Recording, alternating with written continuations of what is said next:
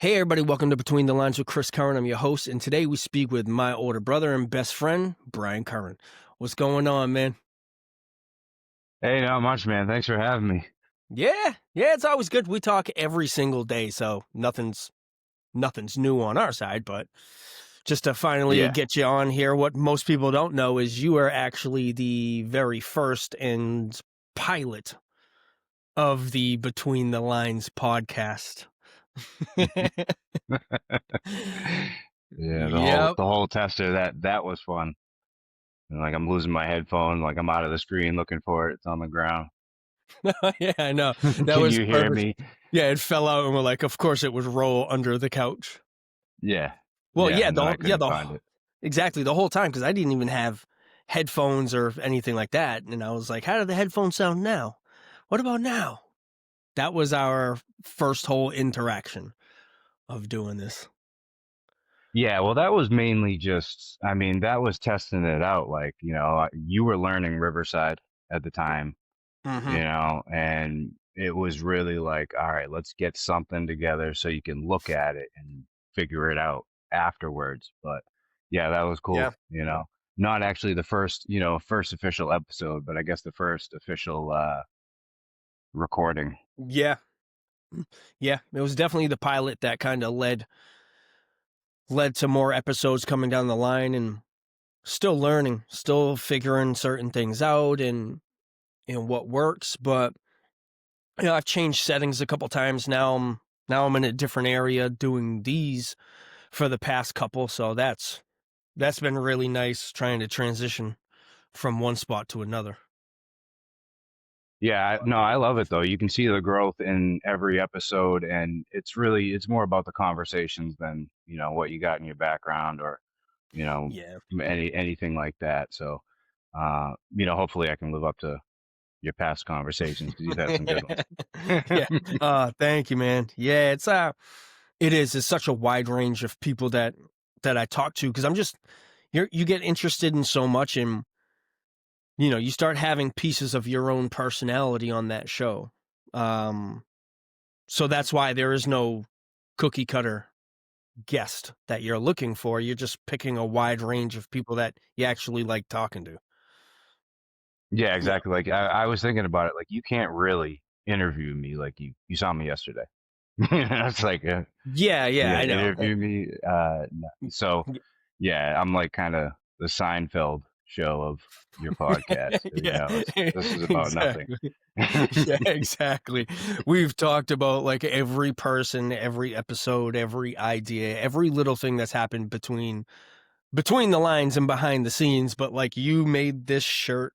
I've been wearing a hoodie that you made me as well. So you're like, in a weird way, an executive producer of the show. An unofficial executive producer of the show. All the ideas and everything have been bounced off of you. It's Yeah, well, awesome. no, thank you. I appreciate that you respect my opinion enough to come to me about that kind of stuff. Yeah, it is cool, man. Yeah. It is cool. Made this So shirt too. Check this one out. I know you've seen this, but let me get that on the yeah, broadcast. that's Junior Yeah. Punya. That's Yep. awesome. Oh yeah. He's so funny. He's Oh right. man, I was telling Kayla about him hanging out with Jack. and, and yeah, he can come over whenever he wants to hang out with Jack. So, Oh man. so He was trying hard to pick him up, but yeah.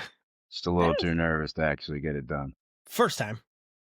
Yeah. First time. And he's real good with Coco, which is awesome because Coco doesn't hang out with many people outside of school, so anytime they get to interact and hang out and Junior gets to be big brother, it's always very helpful. Yeah. Yeah, it's fun to watch them. Yep. And Coco's always, he'll come say hi, and then he gets back in his zone and he goes and plays. And he's like, "All right, I know you're here. Hi, but let me get my space. I'm gonna do my thing." Yeah, like all right, you're here. Got to do my part. Yeah. Yep. Yeah. Yeah. So pretty soon we'll be getting ready for baseball. I know that if you know this team, everyone will be geared up way before the season. Oh yeah, That's gonna be yeah. fun. Yeah, I the know. group text. The I gotta group get texts are back. bananas. The group texts are hilarious and the reason I wanted to quit 4 days into being on the team. Yeah, I think like 5 minutes into being added to the group text, I had to mute it Oh yeah. 'cause, Oh yeah. yeah, they all just hang out and talk the whole time. I know it's hilarious. It's really cool to see how close everybody is and that kind of stuff. But it's like Yeah, you'll be doing something at home and you get 13 messages. You're like, okay, yeah, I'm gonna mute this. exactly. So, Yeah. when do we go hitting?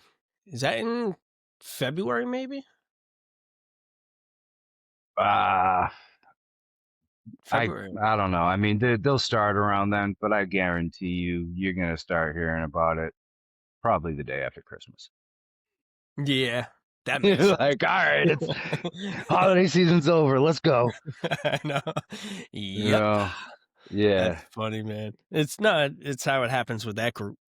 'Cause, my buddy Trey, who was on the podcast, says he wants to come hit with us too. Oh yeah. Yeah, and Yeah, that'd be cool. he actually hits at Stonehill, over the winter, so maybe we can roll with him too. He could show us some things. Okay, yeah, I'd like to get over there and do that. That'd be I awesome. Yeah, I I've told him also he hit can with give me some Edwin advice. in Rentham. Oh, that's cool. Yeah. Yeah, So nice. We should get there's down there too. and the Mariners will start hitting together. We're hitting in Rockland over Oh, at yeah. yep. I Yeah, remember you over were at saying Costa's that. place. Yeah, that they hit locally. Yep. Is that team as crazy on the text threads? Do they have a text thread? Yeah. Yeah, they got a WhatsApp. It's not as crazy. Not as crazy, Not as you crazy know. as the Orioles. Yeah, they're nuts. Yeah. Yep. That's funny, So, man. Yeah, it's cool that yeah, the you get to play locally for the Mariners too. yeah, that was, it's like when the Spartans ended, and or was getting ready to end, you could kind of tell. Like I hopped on and played in the 38s and the 28s Metro West because of the schedule. Yeah. The Sunday mornings for the Orioles and then Monday nights for the Mariners. And that was it. I'd get 3 games in a week and that was it. You know, that was enough, Yeah. you know. Yeah. And That'll feed the beast.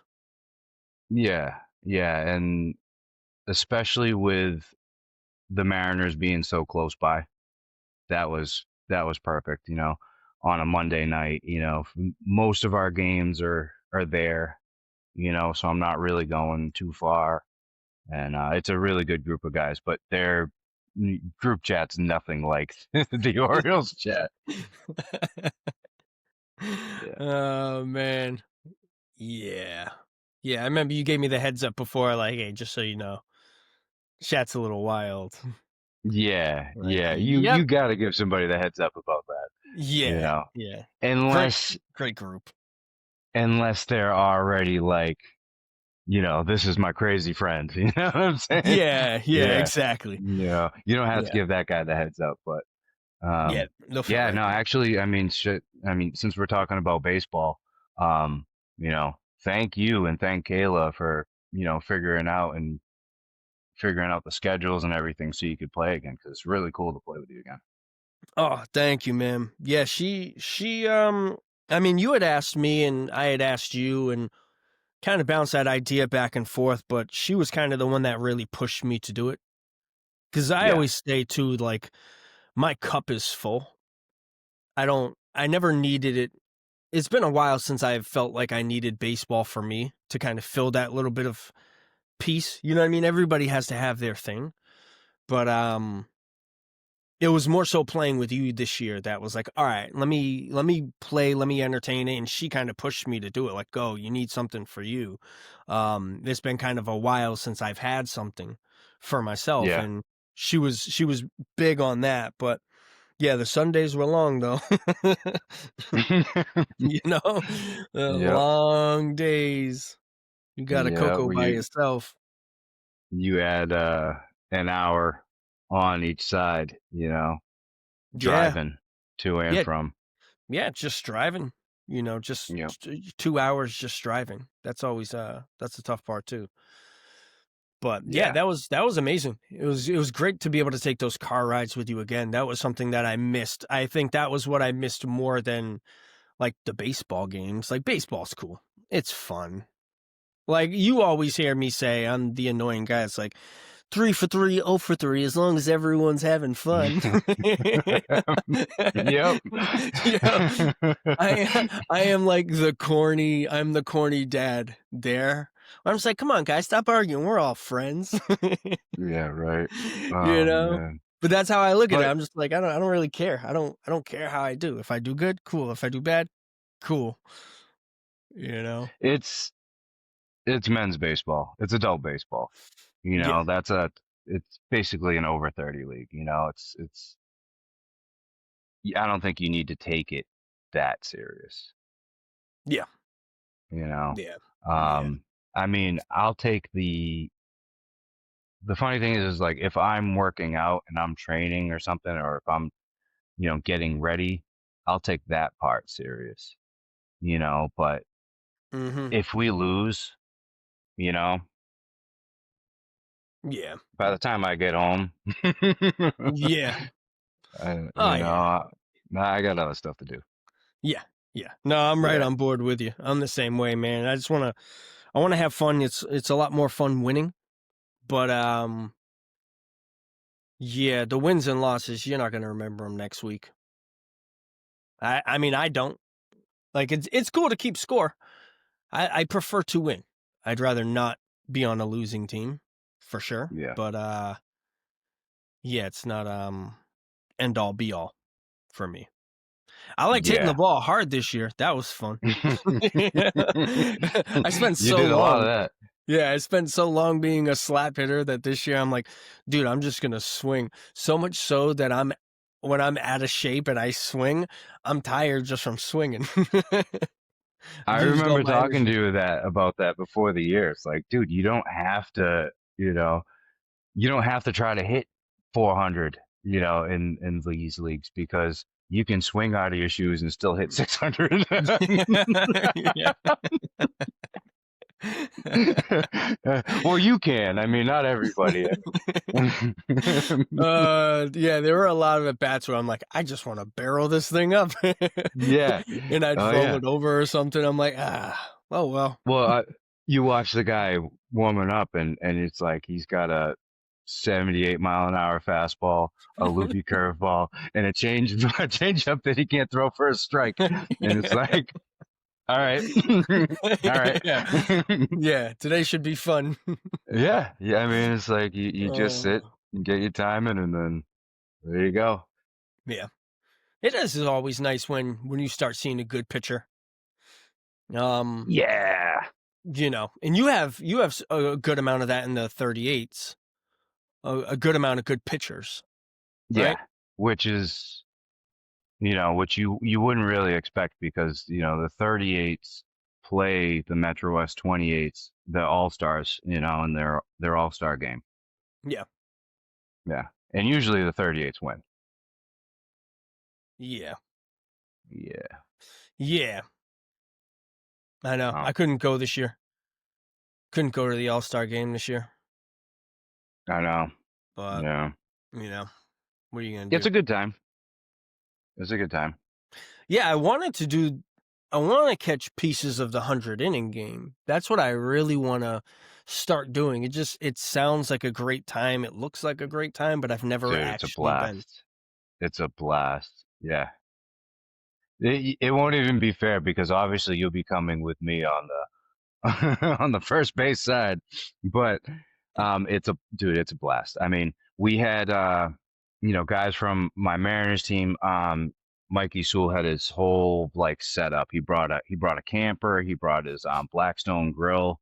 There were multiple grills going. I brought a bunch of food. I mean, everybody brought a bunch of food, and it was just nonstop eating. And it's cool because you go out and play the field when you want. and then you come in. You don't have to go out and play every inning. Yeah. You come back in, you shoot the shit for a couple, and then go back out when you want. Yeah, that's awesome, man. Yeah, it's a really good time, and you get to meet all the guys that you've been playing against for forever, and it's like you kind of know that guy. You feel like if I played with him, I'd like him, that kind of stuff, and you actually get to meet all the people. So that's a good time. That's a really good time. Yeah, I like that part of it because you play so many people that you know and don't know. Like I fall victim to it. I played that guy 5 years ago. I don't remember his name, Hmm. type of thing. That always happens. I'm just not consistently there enough too. So I think that would be really fun to be able to do. Yep. How many Well, years have you done it? I haven't done it every year, but I have no idea. I haven't counted. I want to say at least more than five. That's cool. You know, way more than five. But I moved to Rhode Island for a few years, so I think there was a good 3 year period where I didn't go, and Yeah. you know, so and then when I came back, I was just getting back into kind of the baseball circle and stuff, and uh, so I made my way back, but I had gone years ago, Yeah. years ago. Yeah. What's for you too? Because I feel like I got to ask you this every once in a while because I've seen you play so many positions. Like, what's the ideal position on the field for you? Do you Because you really like pitching, you're good at that, but you're also at short, you're at third, you've played second. Like, where's the spot you really like I to be? I love pitching. Pitching's Yeah, my favorite because I'm in every play. And then even if as a pitcher, I mean, you're not just you get to dictate a lot. It's like, do I throw this guy a slider? Do I throw him a curveball? Where do I put it? Do I waste one? So I love that kind of stuff because if I'm really dialed in and my head's there, I'm playing a chess game with the batter. yeah, I'm trying to get him to swing at gray area strikes, you know, get him to swing at balls that he's not going to put good wood on, yeah, you know, and a lot of guys I'll pitch to backwards if they've known me. Because a lot of these guys, I'm playing with them mhm, in the 38s. I played against them in the 28s. They've seen me. You know what I'm saying? They know my repertoire. They know what I throw. They can kind of tell if I'm on or not. And so now there's guys that I'm just going to pitch them backwards yeah, because you've just, I can't let you know me that well when I'm on the mound. yeah. Even if they get a general feel for your pitches over the course of 5 to 10 years, to not know what you're throwing and where you're throwing it is something you gotta be able to do and mix in. Because I mean, if someone's throwing a 90-mile-an-hour fastball, once you get that timing down, you can get the fastball, but depending on how you mix everything in is what's really going to throw them off. The second hitters start thinking about, oh, what's this guy going to throw here? You're already done. you know, Yeah. so many times where you can step up to that plate and you're like, I don't care what he throws, I'm going to hit it a mile. That's when you're in a really good spot, but it's not against every pitcher that you feel that way. Yeah. And, now from a batter's perspective, I kind of want to ask you, even if you know a pitcher's repertoire, are you anticipating your pitches or are you picking them up out of his hand? So for me, typically, at least now, I can say in the leagues we play in now, I always expect fastball. Hmm. Because if they throw decent, kind of hard, I just make sure it doesn't get blown by me because I don't want to be thinking changeup or curveball, anything like that. So I always anticipate fastball, but then I'll try to judge, depending on the count, inside, outside, or middle. Hmm. Now, early on, if in the count, this is usually like my second, third, or fourth at bat, or it's game two when I'm feeling myself. If I've done good game one, my first pitches, if it's middle in, I am going to swing for the fence. And if it's a fastball on the outside corner for a strike, I'll just let it go because I'm only looking for that one pitch, that one pitch. So if I do get that strike, I'm like, all right, now look fastball middle, and I'll adjust. So as I'm sitting and waiting for that fastball, I'm already kind of geared up and ready. And then when I see that changeup or curveball, for the most part, you can typically spit on it. That's kind of how I think. It's rare that you're going to get back-to-back pitches for strikes in really difficult spots to hit them. And I would just play the odds for me. So I'm I'm the guy who's always thinking fastball and adjust. But later on in the count, I'm still sitting fastball, but I'm thinking middle away. Because you're not Yep. going to beat me in on my hands if I know your fastball. But if you are going to change up or something that's dipping away, I can stay inside of it and kind of slap it. That's just kind of my philosophy. If I know you can't blow a fastball by me, I'm going to sit on the pitches I want. Um, up to 2 strikes essentially. But Yeah. you have some guys, some lefties, some righties that throw harder, some guys who are very consistent that you don't really want to fall behind on the count. I'll kind of differ. I won't think middle in, maybe I'll think middle.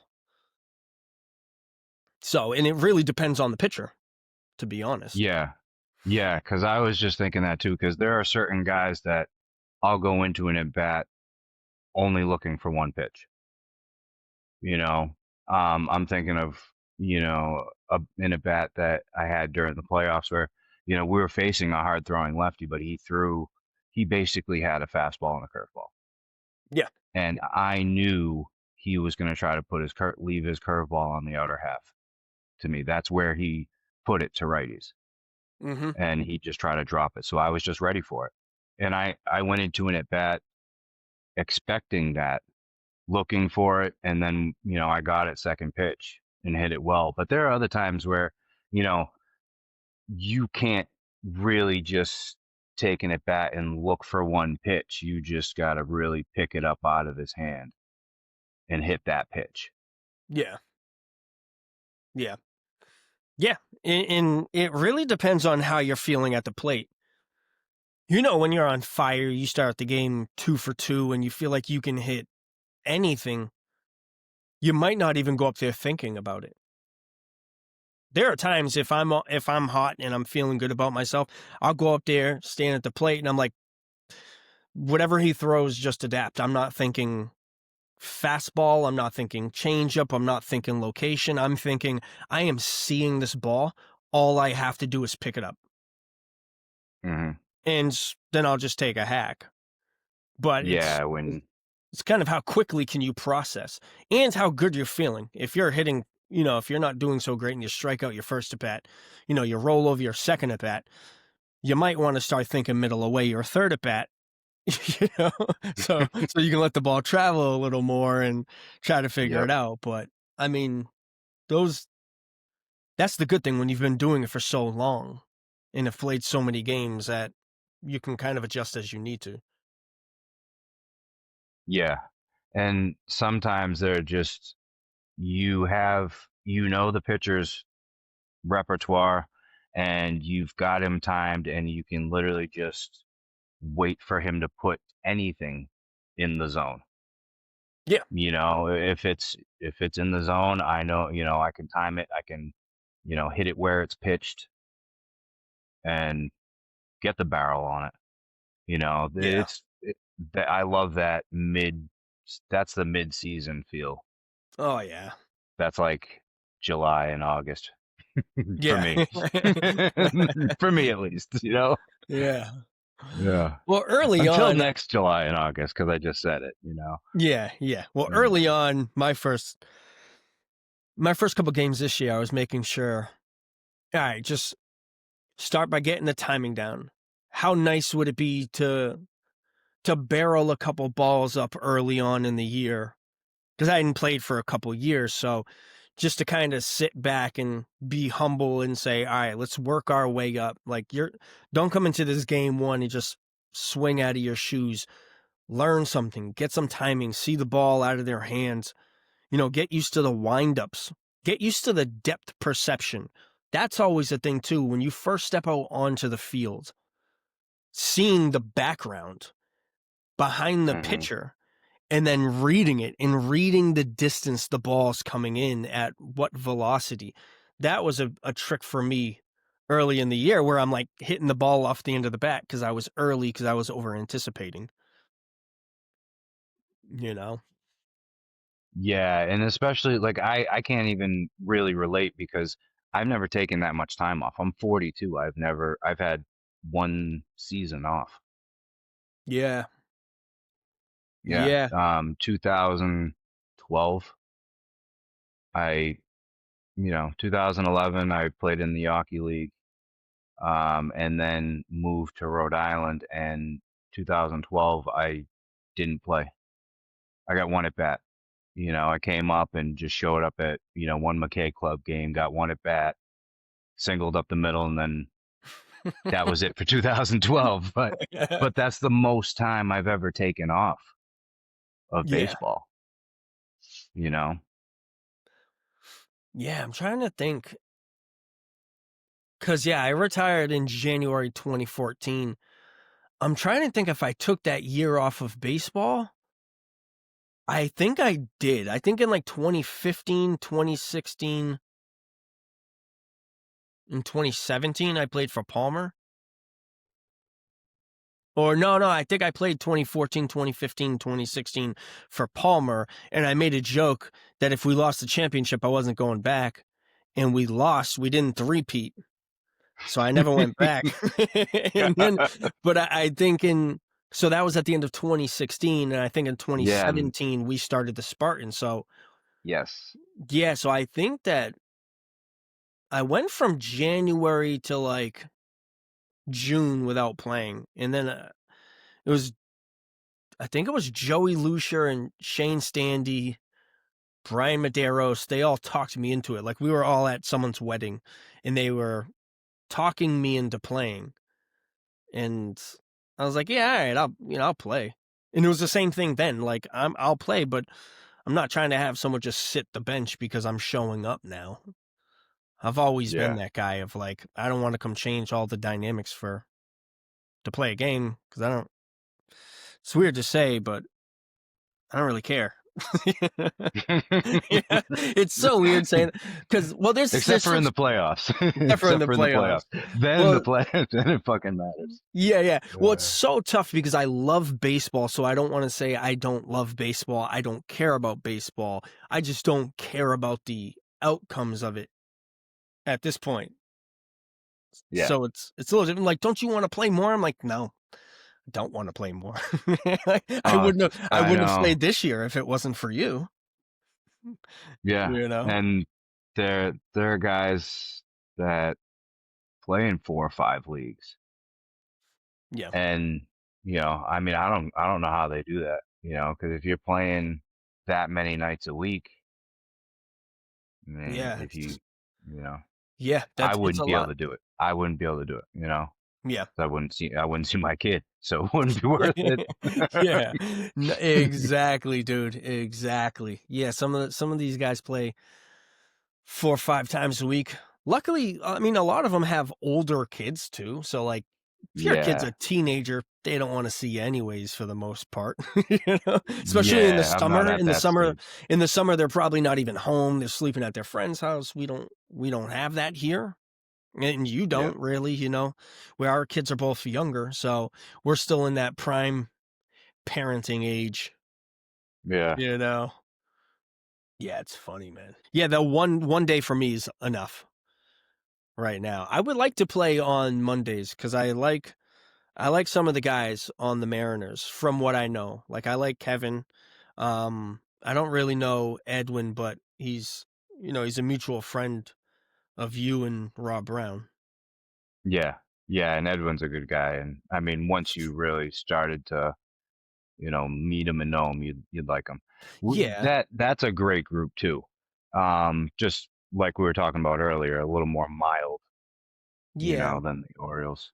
Yeah, you had talked about how good that group is, and it seems like a cool group, especially if you get someone like a Kyle and a Frankie to end up going there too. Like Yeah, that would be really yeah, cool, man. I'd be interesting to catch a couple games hopefully this year if I couldn't do it full time, but that's if they had a spot, if they had an extra spot. I would love to be a fill-in. yeah. Well, I mean, with these leagues, I think it's the same for a lot of teams. Early on, you have 30 guys show up. Yeah. By the time you're a month in, there's 5, 6 guys that aren't coming anymore, and they're playing on other teams, and Mhm. so it thins out. So we're always really deep early on, and then mid-season there's plenty because other guys too. I mean, they have careers, they have families. They'll get their playoff eligibility, and then they're with us for the Mhm. playoffs. You know what I'm saying? But Yeah. so, That's what I was um, gonna say too. A lot of people are gonna try to get eligible for these multiple teams. So it's like, all right, if I can get 10 games in for every team, you're not going to all 20, 25 games, whatever it is, because you're just trying to get to 10 for three different teams instead of 30 for one team. oh yeah, yeah, Yeah. exactly, and that's how Dino got me under the Orioles because I was like, nah, it's too far. It's too far. He's like, dude, he's like, they start like a month before the other leagues. There's 2 games on a Sunday. He's like, you'll be able to get in, 4 to 6 games before the other leagues even start, and then you only need 8 to 10 to get playoff eligible. But the thing is, like, I played with these guys in the Cape, and they're a blast to play with. So as Yeah. soon as I got there, I was like, all right, I'm not missing any games. I'll Yeah. be here every week. Yeah. Yeah. That's this group, man. They do a good job holding each other accountable. As strong as the personalities are in this team, everyone gets along, Yeah. you know. Even with me and some of the other quiet guys. There's a couple quiet guys. Oh yeah. I remember facing off on some of the catchers and they're like, "You're not gonna steal today, are you?" I was like, I wouldn't, but Dino said he's gonna hit me. So I'd get on base and steal, and I'm like, sorry. Yeah. Just as kind of a joke, but it's all fun and games because everybody knows each other. So Yeah. that's the best Yeah. part. That Metro West League, it's a real tight knit group too. Like even, among the other teams. The Yeah, the managers seem to know each other well, the players seem to know each other well. yeah, Um, that's a cool league. yeah. No, it's good. I'm excited this year. I'm excited to get back into it. I got to start working out. Know. Yeah. Yeah. And the thing, like, I'm excited to be able to play a full season again. I know, because you had to miss a lot of games. You had to Yeah. miss a lot of So, games. Um, yeah. but yeah, that part will be good. I'm excited for it. Yeah. So, um, and I've already talked to Edwin about, starting to work out because I mean, I'm going to be working out with guys with both teams, you Yeah, know, so, um, which you're invited, obviously. yeah, that'd be good. You have to figure something out, man. Start working out. You know. I know. I've been doing body weight stuff and things around the house, but not nearly enough of it. And, you know, I got to start ramping it up. But Yeah. I mean, this right here is just natural. You know what I mean? yeah. This is glazed munchkins and stuff. Well, you don't maintain this type of midsection going to the gym 6 days a week. Oh yeah, a lot of hard work to get this. Yeah, this is yeah, a whole lot of sets of neglect. Supersets. Supersets of I'll go tomorrow. Oh man, I remember back in the day you had when me and you used to go to the gym. We would do supersets, and I remember a couple times throwing up. You had a good workout program where it was like and I later on incorporated it into my regimen and then the regimen of training the Razorbacks and other players during, camps, clinics, practices, all that kind of stuff of just like the 1 minute drills, Yeah, just burning yeah, yourself, like do as many curls as you can for a minute, as many jumping jacks as you can for a minute. yeah, yeah. And it's, now that's more known as like HIIT, high intensity interval training. And Yeah. that's, you can do stuff with like kettlebell or body weight stuff um, and it's really just working hard for, 30 seconds, 45 seconds, a minute, and then resting for about that same amount of time and then getting back Yeah. into it. And you can get crazy workouts in like 15 minutes. Yeah, yeah. The whole going to the gym for 45 minutes to an hour, I've never I've never really done it. Um I mean let me say this. I've done it, but it's never anything that's really like been my thing. I would rather work hard for 15 to 20 minutes and get out. Yeah. But be at 100% for 15, because some people will just go to the gym and you're kind of lifting, kind of walking around. It's like, I don't need to say I'm at the gym. I just need to work out. Yeah. You Well, know? sometimes like having a good workout partner makes a huge difference. Yes. Like when I was younger, like, and the heaviest I ever got, like doing dumbbell sets or dumbbell bench presses, was when Mike Burns was my gym partner. We went religiously to Center City in Brockton, and and then I think about it like when I was at UMass Boston, there was a guy, Jose Morales, who he needed, he was there before me. I transferred in as a junior, but he just pulled me out. He's like, "You're gonna be my gym partner." He was like me and you were going to the gym. So we went and we'd start off a lot of our workouts on the bike and like, all right, I'll race you to 2 miles, and That's that's it. And cool. we're right next to each other and we're racing each other, you know, and that was a blast. It's like you kind of need a good gym partner sometimes. Like I've had better luck with a good gym partner than doing it on my own. Yeah. Yeah, that surrounding can be nice. Having someone else there to be able to push you, someone to compare yourself to, it definitely helps. You Well, can, the accountability partner too. yeah, yeah, you If can I know tap you're in. going to be there, if I know you're going to be there at 9 and my head hurts a little bit or something like that, I know you're going to be there at 9. Yeah. You know what I'm saying? If I'm going by myself, my head hurts a little bit or something, that it's Hmm. way easier to have an accountability partner, in terms of staying on track. Yeah. Yeah. Not for sure. And that's one of the good things about this group of baseball players too for the Orioles, because they'll hold you accountable. You know? If you're not Yep. performing well, um, you know, if you thought you were down about going over, wait till you get back to the bench. Wait till you hear about it from 3 other guys. I know. They're like, have you ever thought about hitting lefty? Because that will come out and get you with this group. That's funny, Yeah. man. Yeah, they're Wow. hilarious. Dude, I love what you're doing with the Downey and Coco's communication board. Oh, yeah. Thank you, man. Thank you. Yeah, it's a project that just kind of came up.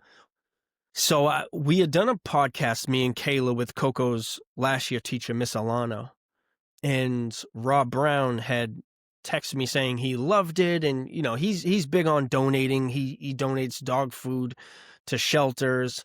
He does the Jimmy Fund, Dana Farber, for cancer awareness and in finding the cure. So toy drives he does over the winter. With a retired Brockton police officer, he does a toy drive. So he does all these different donations, and then he had brought up the fact of we should do something for the teachers. Like it'd be cool to get like a wish list and donate stuff to the teachers. And then he brought up, it'd also be cool to do like a sensory board for his school. And while Hmm. they have sensory boards and stuff like that, especially within the classrooms, especially within Coco's classroom, everything is built on that. But they didn't have a communication board for the playground. So he had brought up that idea and it kind of led to another. And yeah, a lot of people will say, reach out to the Doug Flutie Foundation, but so the Doug Flutie Foundation, they typically donate one per city if you put in a request and, go through the process. But with this, they had already donated two of them to the city of Brockton at the Kennedy Yeah. and the Angelo. So that was kind of out of the equation. And there's other grants that you can get, but sometimes those can take up to a year. So we did create a GoFundMe and just launched it and wanted to see if parents and people in the community wanted to donate so that they could also take a sense of ownership. You're going to drive past these schools, see a board that you helped pay for kids who need it. And, it's something that you can be proud of. It's Yeah. something that you can be a And part of. yeah, and now numerous kids will be able to run up to that board and tell their teacher, what's going on, what's on their mind Yeah. when before they couldn't. And it makes me wonder, um, what other areas in the schools would they need it? Like, because they're congregating in the lunchrooms, so are they in the Exactly. lunchrooms? Or I wonder if they have, there's got to be a way that they could print that stuff out and like almost put it on the table, on the lunchroom table, like a laminate, Well, they do. They that way. yeah, yeah, they do stuff like that, and they have all sorts of things. Like those wet floor signs. Yeah, Like they have stuff like that that teachers can carry around and bring with them. Um, Now I'm not gotcha. sure what's in their lunchroom, what's in the gymnasium, in some of those more populated areas where some of the school events might be happening, but I have to follow up with the principal and the vice principal on that to see what can be used and where because we have a couple different options. I know there's a Brockton High print shop that this woman Susan typically goes through. She's been someone who's advocating to try to get them at all schools in Brockton, but it's a tough thing to do. Yeah, I'm It's a sure it's lot a of process. it's a lot of money to raise, and a lot of people are trying to raise a lot of funds for schools throughout the entire city. Whether it's like trying to raise money for kids who can't afford lunch, that's a high priority. Field Yeah, trips, books or laptops, all that stuff needs to be funded every year because there's depreciation in it. So yeah, that's why we didn't mind like, hey, let's try to do this. Like we are parents, we want this. It's nice to see some parents kind of take control and try to help out the schools. Because teachers have yeah, to pay for all their own supplies too. yeah. So for you to kind of step in and, kind of create your own momentum towards helping the school, that's Yeah. huge. Yeah. That's huge because it's, that they got to put in effort for, like you're saying, with their school supplies, probably coming up with lessons and Yeah. Yeah. everything, you Exactly. know? And I've seen it for the past 17 years of me and Kayla being together. Her mother's always putting together plans in during Christmas vacation, grading papers and projects and book reports. And in the summer, she's working on plans. So they've always, I know a lot of people will look at it like teachers only work 8, 9 months out of the year. It's like, no, they don't. And now Jenna, Kayla's sister, is also a teacher, and it's the same thing with her. And they have to buy all their own supplies. Like Miss Alana had, like they'll put up like Amazon things to try to have people buy supplies for their school year. So Oh, okay. yeah, Yep.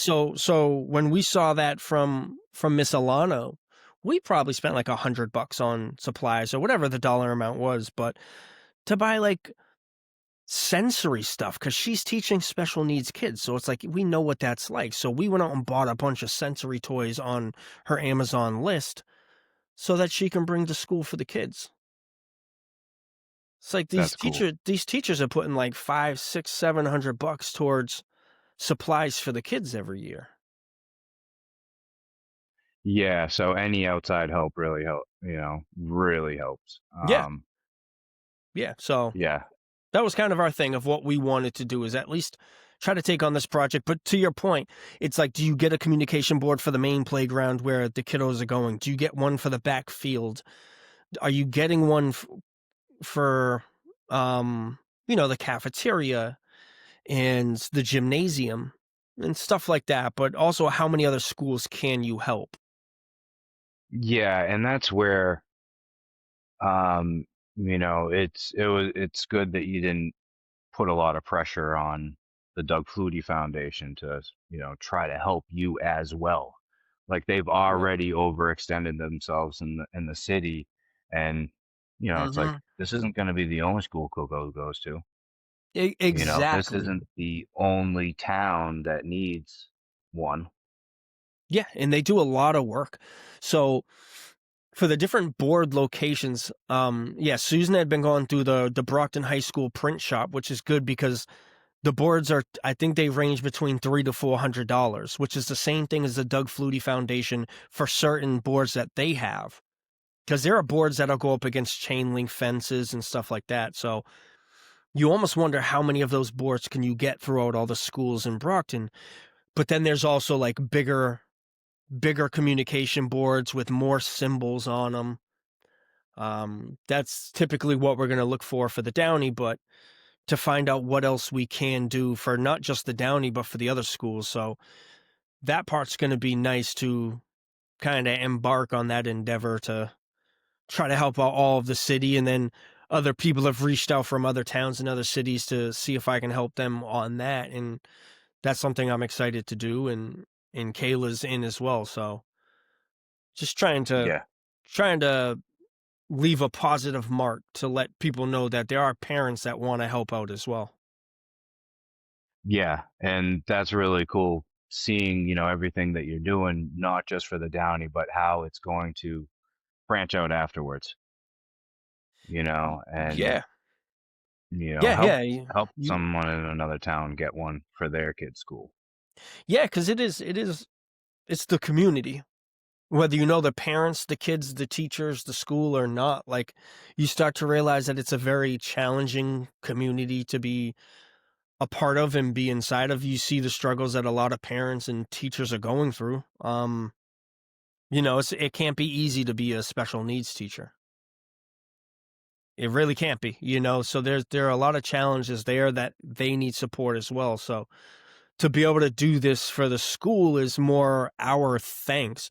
I never wanted people to look at it like the school's not doing this for the kids or Doug Flutie's foundation won't do this for the kids. It's like, no, this is our way of giving back to how great the school has actually been. It was Yeah. my thanks to them. Like, they didn't ask me to do it because I'm like, "Hey, we can't afford it. Go do it yourself." I actually asked them, like, "Hey, can I help do this?" They're like, "Yeah, if you want." I was like, "Yes." So I guess they tried to put in for one last year, but it had fell through the cracks somehow. But if you find out that they had gone through Doug Flutie's foundation and didn't have much luck there, it's like they're trying to help out hundreds of schools in Massachusetts. You Yeah. know, they can only do so much and extend so much. And I would love to work with them in the future as far as buying boards for other schools and building some kind of relationship and partnership with them because this isn't something that I plan on doing just for Downey. Yeah, and that's good that, you see that bigger picture because, just going through this, you realize that it is a difficult process and getting it done. Not everybody's going to have the time to go through that process to learn it. And, Hmm. especially if you've been through it, you can help another parent through it to get a Yeah, board for their kid's yeah, school. yeah. And you had said it well the other day where you're like the first board's the toughest. Yeah. So yeah, I'm hoping that's the case, and I'm hoping that we can build up the community to grab other parents from other towns that are just as passionate as me and Kayla, to try to do this for their kids' schools, and then branch out to all the schools in all the towns. There's got to Yeah. be something. There's got to be something that we can do. Oh, there is. Yeah, and we'll find it. Mm-hmm. But Yeah. I'm loving the the push on Eric's ID law as well. Yeah. Yeah. That's exciting. That's a little more complex. I think it definitely includes a lot more people and has a lot more moving pieces. Um, but yeah, that's been amazing already. It's going to be that truly is a marathon, as we've kind of talked about it before. It's learning some of the ins and outs. It's learning the people to talk to, trying to get people to sponsor it and to bring Eric's ID law to the state of Massachusetts. Um, But it's I gonna don't think anybody else does anybody else have the ball rolling at all on that in Massachusetts? I mean, I know there's the blue envelope, but Yeah, nothing I've heard as far as Eric's ID law, to be honest. And so that had just officially passed in on October 1st of 2025. But because I know Linda and Eric Carpenter Grantham, the one who Eric's ID law is named after, and they went through the bill and all of that to make it an actual law. They are the ones who are working with the people from all the states. So they yeah, are like, we are working with someone from um whether it's California or New York or Massachusetts or Illinois, South Dakota, they're the ones that are working with them. So I don't think anyone else is working on this in the background, but if they are, that's amazing, because then we're just added support for that. But um yeah, as of right now, it's just us. They were not aware of anyone working for it in Massachusetts. And I'm sure as we go through the legislature and check everything out, we'll probably see that no one else is. It's still so fresh. yeah, It really is. It's something that's so new. I think it'll support the blue envelope. The blue envelope is for drivers with autism. So they can put their ID, their license, and all that stuff into this blue envelope, hand it over to the police officer or first responder, and they'll have a general understanding that they're dealing with someone that may have autism. So there could be judgment, a better understanding of the judgment that needs to be taken with the individuals that they're dealing with. yeah, But the butterfly, I'm not sure if it would be black or in color in the state of Massachusetts, would be for passengers, people walking on the street, so that you would have it on your ID in the event that you're not even able to drive. In the event that you're walking through the mall and, maybe you're stimming, and some people show some levels of concern or discomfort, and they draw attention to a mall cop or a police officer, that would kind of help diffuse the situation. yeah, So it's something for hidden disabilities. If you're bipolar, ADHD, autistic, um, partially deaf, partially blind, anything that might be that form and identifier for you. And I hope that when Coco has it, that if there was some kind of disruption with him and a police officer were to see that black butterfly or that butterfly on his ID, that maybe that's the reason that I get a phone call instead of them dealing with it in a certain manner. If he were to resist and be scared, I'm yeah, hoping that that's like, listen, he has the butterfly. Who are his emergency contacts? Give them a call, try to diffuse the situation. That's my hope for it. So, yeah. It's such a small thing, but a huge added layer of protection for the people who need it. yeah, and it's great for first responders. It's great for police officers if they see someone stimming or kind of acting um, erratic in a sense, and they see that, they might be able to judge that situation and say, okay, this doesn't seem to be an initial threat.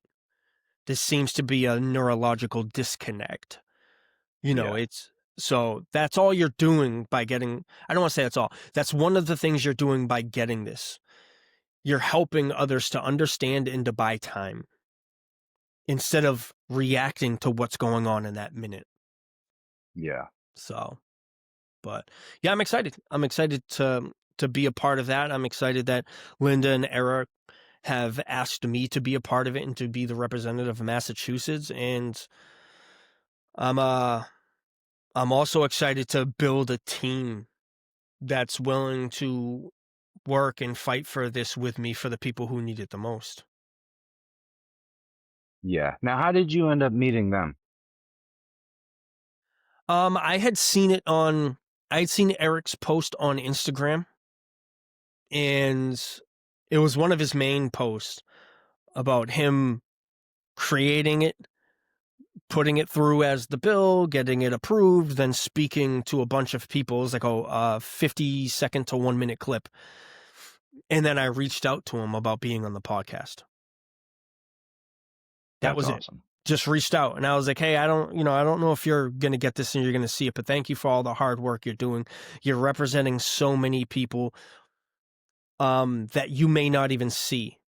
And I said, I'm one of them as a father of a son with autism.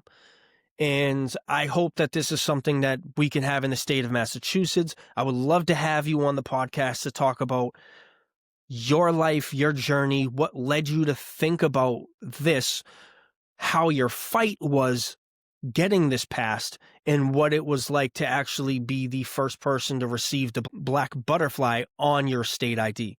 And he reached back out in minutes and he's like, I would love to be on it. And I'm like, oh my gosh. That's awesome. So he's like, That is awesome. yeah, he's like, email my mom because they work together as a team.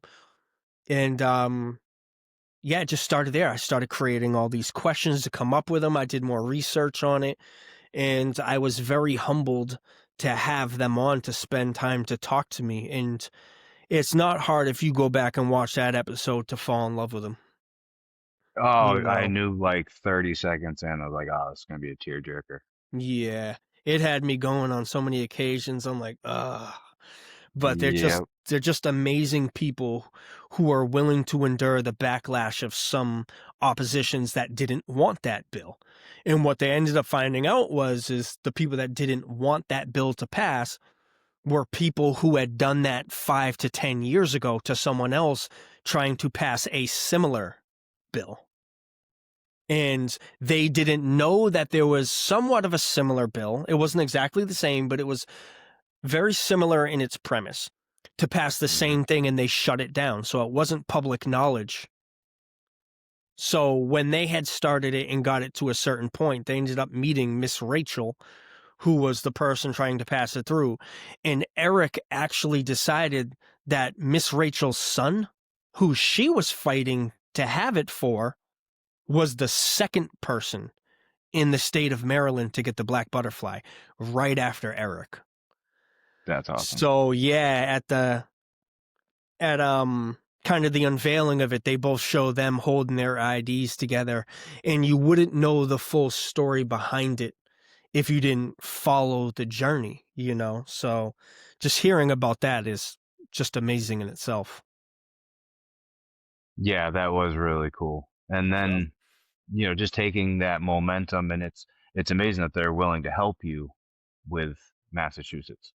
yes. Even just being on the podcast to share their story so more people can hear it around here and, help you pick up momentum to get that thing Yeah. approved in Massachusetts. Yeah. Yeah. It's not going to be easy. It's going to take a lot of work. It's going to take, you got to be able to stomach it. I know, and that's one thing I talk to them about is you got to deal with the criticism. You got to deal with the nasty comments you might get.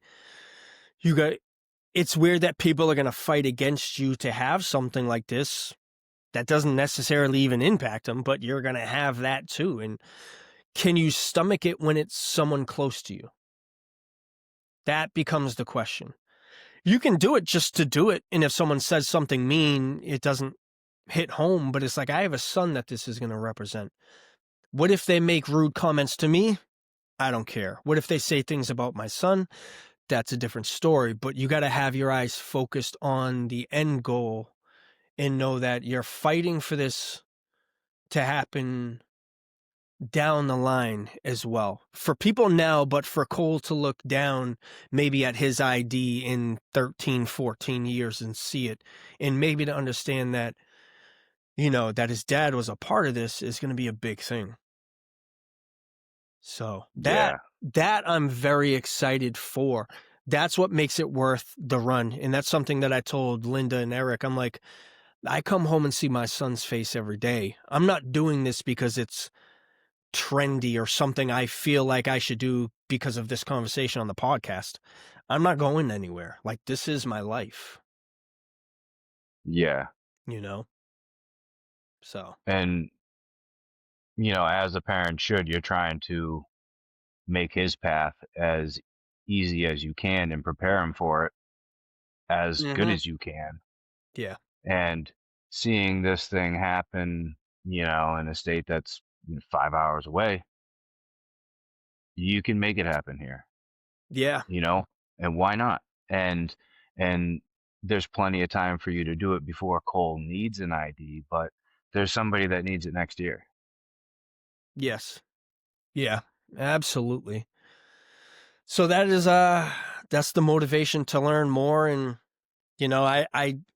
I'll be honest and say and be humble enough to say I don't know enough. I'm still learning every second. There are a lot of people who know a lot more than me when it comes to this kind of stuff, but I am willing to learn. I got to get in contact with these people, and I know it needs to be done, so I'm willing to run that marathon.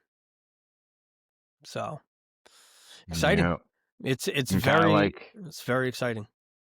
yeah, and kind of like with what you're saying with the comments, it's like if you're running the marathon, there's going to be some people on the sideline holding out water and some of them not. Yeah, So, exactly. Yeah. so just Yeah. keep running. Yeah, exactly. Grab a water when you need it. And I think that's the endurance that I have too. I Yeah. think a lot of times I'll let things bounce off me, especially if you're not that close to me. You can say some mean things, and for the most part, I'm like, probably not going to talk to you again. Whatever. I expect it, you know, and I understand that people will judge things that they don't know. So I think when you have that level of understanding just on humans, I expect it to happen. But my job is to focus on the end result and the people, the community, and the process to get there. That's what I'm excited about as well. I'm going to enjoy the journey as much as I can and learn as much as I can. Because there could be someone from Vermont who reaches out to me and asks me, and then all of a sudden I'm talking to you and Eric and Linda and Kevin and our entire team and seeing, you know, is there a way that we can, kind of mentally support people doing it in another state in case they have questions. Yeah. So that's that's kind of the exciting stuff that we're working on right now. It's a lot, there's always something to work on as we're recording a podcast, which is something else, you know, but Yep. it's good stuff, man. And thank you for being by my side during all of this too, because, yeah, you are a big supporter in all of this. And it's still in the early phases of a lot of different things, but it's definitely nice to have you as the executive producer on the Eric's ID Law and on the Coco's communication board. I don't I will tell you what, you never asked for it, but I don't care. You're my brother, my best friend. You signed up for it. Yeah, no. I was gonna anyway. So, Yeah. Yeah. yeah. So I never really asked you. I was like, what do we do? So that's funny, man. No, it's really cool to see you do these things and to be able to be close enough to you to be able to help when I can. Kind of like what you're saying. Like I don't know everything, but I'll help out where I can and try to find help where we need help. That sort of stuff. Yeah, no, finding people who are willing to take the ride with you's God, that's half the battle, you know? Because like we've talked about it too in other aspects of life. Like it can be lonely, man.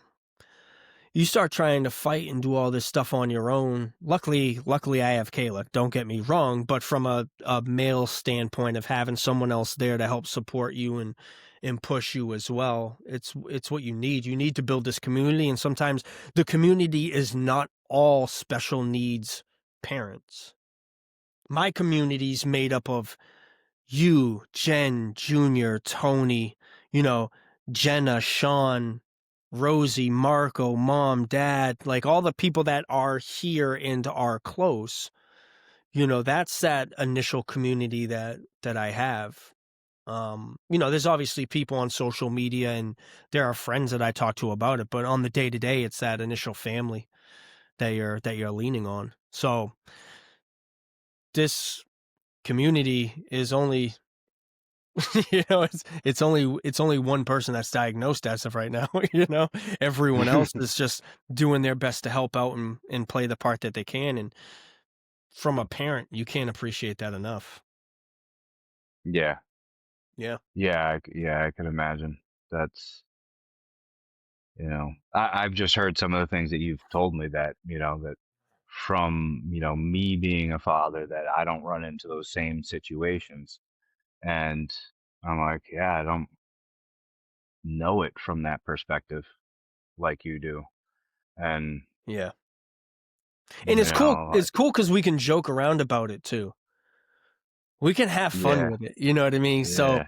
we've talked about it before where, if Junior says a bad word, say he says the F word, he's got to hear from, dad and mom have to hear from the teacher. Then you guys have to have a conversation with them. Then you guys have to have a conversation with all of us adults. Like, hey, if you're saying it around them, don't say it around them.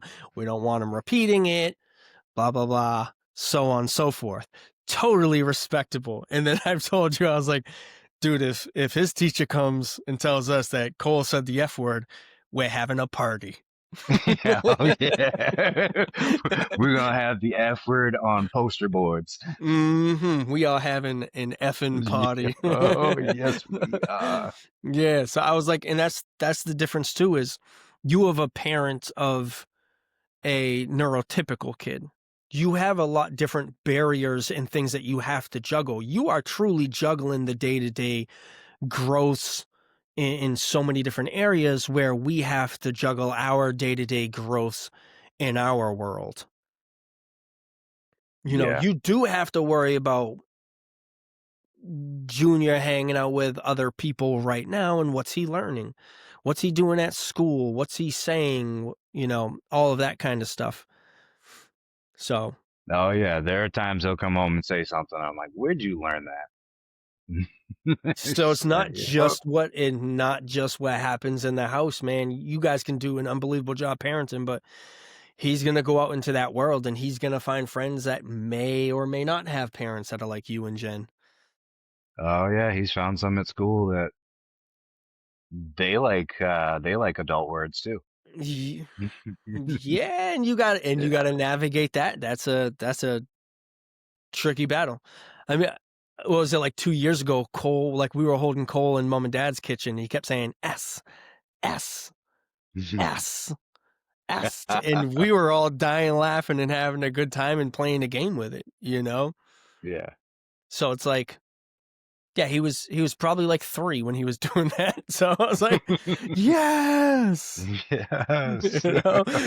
We're writing it down. We're going to his neurologist. Like, so how many words is he saying now? We're like, he's saying ass. you know? There's one. Yeah, yeah. So it's like that was essentially our our situation in our world. So it's not easy for everyone. I think every parent of every type has many different challenges. Yeah, Yeah. and the first time I caught Junior saying the F word, I want to say it was 3 or 4. But I What mean, was the besides it instinct? being hilarious, Okay. he was doing something on the couch and he couldn't figure it out. He had something in his hands. I can't remember what it was, but he couldn't figure it out. And he goes, "What the?" And, and I heard it and laughed. And he looked up. He was so scared that I heard it, but I could not hold back. I was laughing too hard. I was like, "Dude, you're not supposed to say that, but you used it the right way." Yeah, I know I'm I laughing, mean, but you're not supposed to. yes, yes, because when you can't figure things out, that is an appropriate phrase. Yeah, it's right on point. You know, So, it's so funny because kids are gonna say it. They're gonna say it. yeah, You just gotta hope that you hope they don't say it, but you also can't stop them. It's like, all right, learn when to say it, how to say it, and who to not say it in front of. yes, Like yep, you also got to remember what it's like to be. Can't really remember what it's like to be 3, but remembering what it's yeah, like to be 6 and 10 and 13, and we were saying all that stuff too. yeah. I remember the first time I swore. Um, I think it was at Matt. I think we were at the beach or something, and Matt being as loving and caring as he is, he like reached down into the sand and threw like a mud ball at my face. and I remember I called him, I said, "You're such an asshole." And I was pissed and I turned around and mom was there. And I was so frustrated, I ended up walking back to the beach and sat down. And like, you're frustrated because you got hit in the face with mud, but then you're also wondering if you're going to get yelled at. And I don't believe she yelled at me because I think she saw the whole situation. She's like, "Yeah, he's probably right."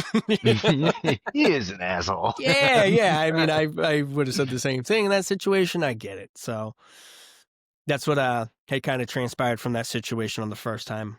I remember that moment. That's funny. I don't remember the first time I swore. Do you remember the first time you got Uh, caught or no? no, no, I don't. Yeah, I'm trying to think. I was probably like 8, 9, something along that. It's got to be around that Hmm. age. Because I knew I wasn't supposed to swear, Yeah, you know. And it is weird coming from a swearing household and not, yeah. you're not supposed to swear. That was always kind of weird too, but, you know. That's funny, man. That is good. Yeah, now that's funny because as soon as you said that, I started thinking about it, like, damn, I don't remember the first time I swore or being caught swearing around adults. Yeah. Oh, Yep. That was mine. yep, I remember getting caught doing a lot of other shit. Yeah. Yep. Yeah. It's usually that happens. Oh Usually that yeah. happens. It's never ending. But, Oh, you know. But yeah, man, just wanted to catch up with you, say what's up, see how you doing. And yeah, talk about some baseball, some parenting, and some life stuff. yeah. Yeah. Thanks for having me, man. Yeah, dude. I appreciate it, man. Shit. Well, shit. Thanks for having me on. It's awesome to see everything you're doing. Yeah. Proud of you from an older Thank you, brother man. perspective, Thank you. and Appreciate it. A lot of work. We're love just you, man. trying to do our part, man. Love you too, and we'll talk. All right.